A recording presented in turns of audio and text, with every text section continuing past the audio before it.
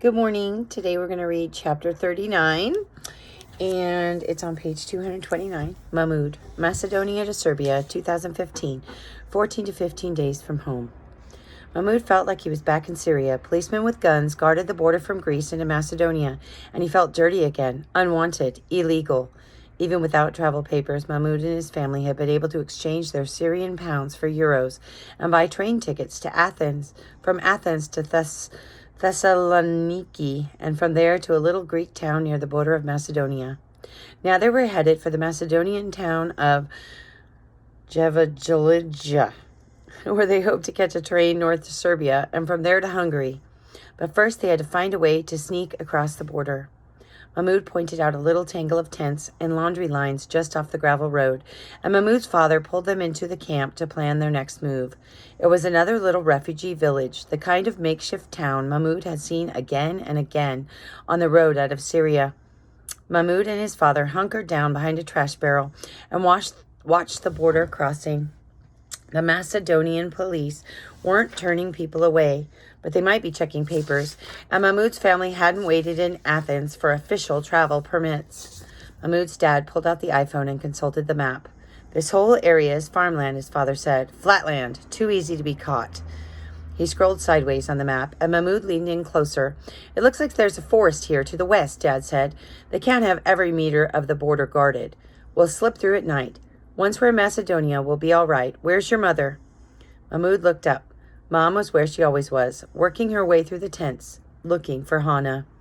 Hana wasn't there, though, and she wasn't in any of the other little clusters of refugee tents they passed as they hiked farther into the countryside.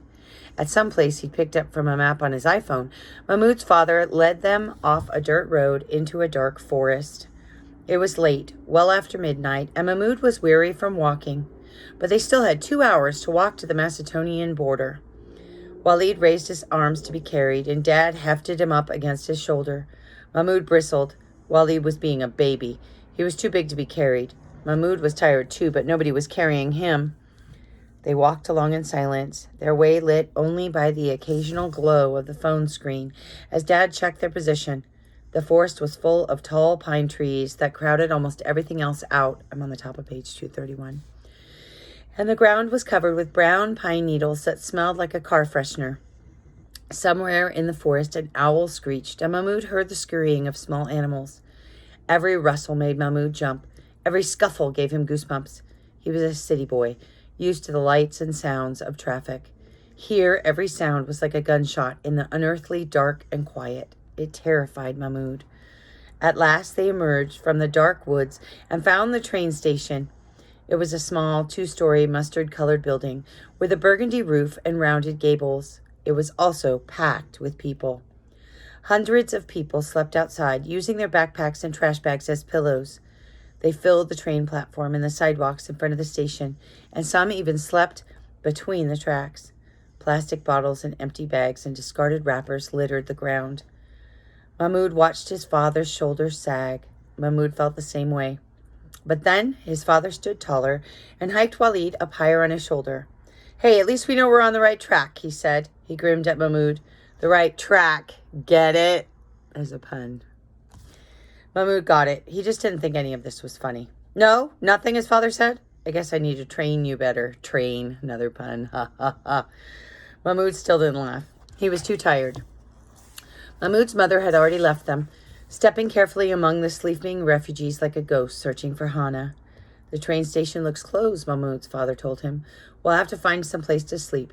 We'll come back in the morning and see if we can buy tickets. They found a nearby hotel listed on TripAdvisor. Excuse me. I'm not ill. I was just working in the dusty garage yesterday. They collected Mahmud's mother and set out for the inn on foot. Mahmud couldn't wait to climb into a real bed. He felt like he could sleep for days. A car came up behind them, and this time Mahmud didn't jump out in front of it, but it slowed down and stopped beside them anyway. You need taxi? The man said in broken Arabic. No, Mahmud's father, we're just going to the hotel. Hotel much money, the man said. You go to Serbia? I take you in taxi. 25 euros each. Mahmud did the math. 100 euros was a lot of money. Almost 24,000 Syrian pounds. But a taxi ride straight to Serbia without spending the night or longer in Macedonia? Mahmoud's parents huddled together. Mahmoud listened in. Train tickets were likely cheaper, and Mom worried about accepting a ride from a strange man in a country they didn't know. But Dad argued there wasn't another train until at least tomorrow, and there were already so many people waiting for a train at the station. We're all tired, and a taxi gets us closer to Germany. Sleeping on the ground doesn't, Mahmoud threw in. That's the deciding vote, then, Dad said. We'll take the car. It was a good decision. 2 hours and 100 euros later, they were at the Serbian border. It was still dark, but there were no border guards where the driver dropped them off. No roads either. Mahmoud had slept a little in the car, but he felt like a zombie as he shambled with his family along the railroad tracks that would take them across the border from Macedonia to the nearest Serbian town. Since they were traveling, they were permitted to skip their early morning prayers. They staggered into a town just after sunup. Mahmoud thought that if he didn't lie down somewhere and sleep, he would pass out on his feet and fall flat on his face. But there were even more refugees at this train station than there had been in Macedonia. And here there were no tents and no hotel rooms. People slept on the platform of the station or outside in the fields. There were no toilets either, and no markets or restaurants. What little the local Serbs had, they were charging a fortune for. One man was selling water bottles for 5 euros apiece. A group of men sat around a power strip, charging their phones as though they were huddled around a campfire. I'm on the top of page 234. Mahmoud had seen scenes like this everywhere along the routes from Athens to Germany. He and his family paused just long enough to recharge their own phones again, and then they were on the move once more. Mahmoud was so tired he wanted to cry. His father found them a bus to Belgrade, and Mahmoud was thankful for the few hours of sleep, uncomfortable though they were. It was almost sundown when they arrived at the Serbian capital, but they still couldn't stop. The police there were raiding hotels for illegal refugees, so Dad found another taxi driver who promised to take them the 2 hours further to the Hungarian border. Taxis were expensive, but so was trying to stay overnight in a city that didn't want you. The silver four-door Volkswagen was driven by a middle-aged, olive-skinned Serbian man with a neatly trimmed black beard. He promised to get them to Hungary and keep them away from the police for 30 euros apiece, more than it had cost them to cross all of Macedonia. It was a tight fit in the car, with Mahmoud, his mother, and his father crammed into the back seat, and Walid in his father's lap. The new driver seemed to find every rut and hole in the road and send them flying into each other, but none of that mattered to Mahmoud. He was asleep almost as soon as he closed his eyes, and he only woke up again when he realized the car wasn't moving. Had it really been 2 hours already? He felt like he'd just gone to sleep. Mahmoud's eyelids fluttered, and he looked out the windows.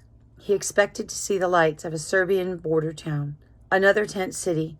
Instead, they were stopped in the middle of a lonely stretch of highway, surrounded by dark, empty fields, and the taxi driver was leaning over the back seat with a pistol aimed straight at them. See you guys tomorrow.